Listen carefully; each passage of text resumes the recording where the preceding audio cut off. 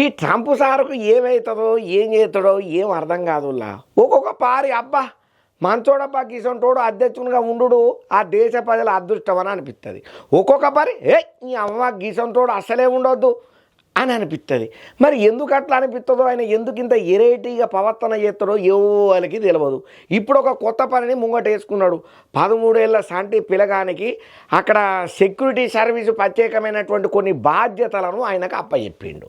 మరి ఉన్నట్టుండిగా 13 ఏళ్ల పిల్లగానికి బాధ్యతలను ఈ ట్రంప్ సార్ ఎందుకు తీసుకున్నాడు, అసలు ఏం ఆలోచిస్తున్నాడు, ఈయనకేమన్నా ఆలోచన ఉన్నదని చెప్పి కారెడ్డాలు ఆడకుండా కామెంట్లు పెడుతున్నారు.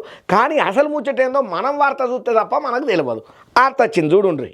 ఇక అమెరికా అధ్యక్షునిగా రెండోసారి బాధ్యతలను చేతబట్టిన తర్వాత ఈ డొనాల్డ్ ట్రంప్ సార్ తీసుకుంటున్నటువంటి నిర్ణయాలు ఏవైతే ఉన్నాయో అవి పెద్ద సంచలనాలకే దారితీస్తున్నది. ఎందుకనంటే వలసదారులను యుద్ధ ప్రాతిపదికన వాళ్ళ దేశాలకు ఒమ్మని చెప్పుడు, ఇంకా వేరే వేరే దేశాలకు పైసలను వాపుడు, ఇంకా అంతనే కాకుండా విదేశీ దిగుమతుల మీద ఏవైతే మనం అంటాం కదా పన్నులు అవన్నీ విధించుడు, ఇంకా అంతనే కాకుండా రష్యా ఉక్రెయిన్ మధ్య శాంతి కోసం చర్చలు జరుపుతున్నామని చెప్పుడు, ఇవన్నీ కూడా చాలా వివాదాస్పద నిర్ణయాలే తీసుకుంటాడు ఈ ట్రంప్ సారు. మరి ఆయన ఎందుకు అట్లా ఆలోచన చేస్తాడో, ఏమిటి కోసానికి అని చేస్తాడో, ఒక్కొక్క పారి మంచోడు అనిపిస్తుంది, ఒక్కొక్క పారి అవ్వ గిదెక్కడ కదరా దమాకు తింటున్నాడు అని అనిపిస్తుంటది. అయితే రీసెంట్ గా ఇప్పుడు ఈయన తీసుకున్నటువంటి సంచలన నిర్ణయం ఏదైతే ఉన్నదో అమెరికా పబ్లిక్ ఒక్కసారిగా ఉలిక్కి పడేటట్టే చేసింది. మరి ఏందయ్యా గంతగనం చేసిన పని ఈ ట్రంప్ అని అంటే, సీక్రెట్ సర్వీస్ ఏజెంట్ గా 13 ఏళ్ల సంటి పొల్లగాన్ని నియామకం చేస్తున్నట్లుగా ఒక ప్రకటన అయితే ఈడతల చేసిండు. ఇప్పుడు ట్రంప్ సార్ చేసినటువంటి ఈ ప్రకటన ఇన్నోళ్ళు ప్రతి ఒక్కరు షాక్ అయినరు. వాయమ్మని గిదెక్కడి కతరాడు, ఆయన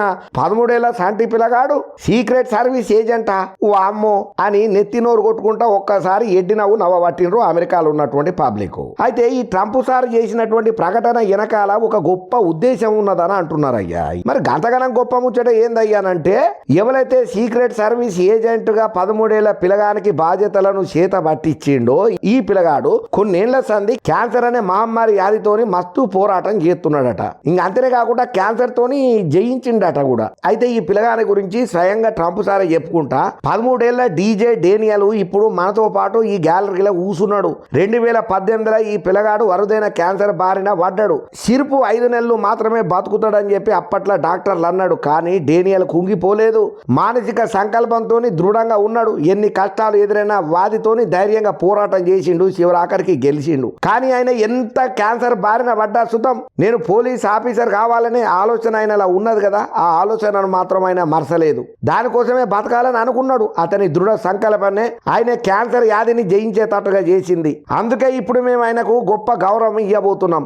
యుఎస్ సీక్రెట్ సర్వీస్ ఏజెంట్ గా ఈ పిల్లగాన్ని తీసుకోవాలని చెప్పి ఆ సంస్థ డైరెక్టర్ సీన్ కరణ్ కోరుతున్నా అనుకుంటా ట్రంప్ సార్ చెప్పుకుంటూ వచ్చిండు. ఇక ట్రంప్ సార్ చేసిన ఈ ప్రకటన తర్వాత అక్కడ ఉన్నటువంటి రిపబ్లికన్ సభ్యులు ఉంటారు కదా, వాళ్ళందరూ ఒక్క పారిగా నిలబడి సప్పట్లనైతే నిలబడి హాలు మారు మోగేతట్టే కొట్టిండ్రు అనుకోండి. ఇక చాలా మంది డెమోక్రటిక్ సభ్యులు ఉంటారు కదా, హాలు కూడా ఈ నిర్ణయానికి మద్దతునే ఇచ్చిండ్రు. ఇక ట్రంప్ మాటలు ఈనంగానే డేనియల్ నైనా ఆయనను గట్టిగా ఎత్తుకొని సభకు చూపించిండు. సీక్రెట్ సర్వీస్ డైరెక్టర్ కరణ్ ఆ పిల్లగాడి దగ్గరకు పోయి అధికారిక ఐడి కార్డును అందజేసిండు. అయ్యా ఆ ఐడిని చూసుకొని డేనియల్ మురిసిపోయిండు. నన్ను సీక్రెట్ ఏజెంట్ గా నియామకం చేసిన ప్రెసిడెంట్ డొనాల్డ్ ట్రంప్ సార్కు నేను ఈ సందర్భంగా నేను థ్యాంక్స్ చెప్పుకుంటున్నా అనుకుంటా అన్నాడు డేనియల్.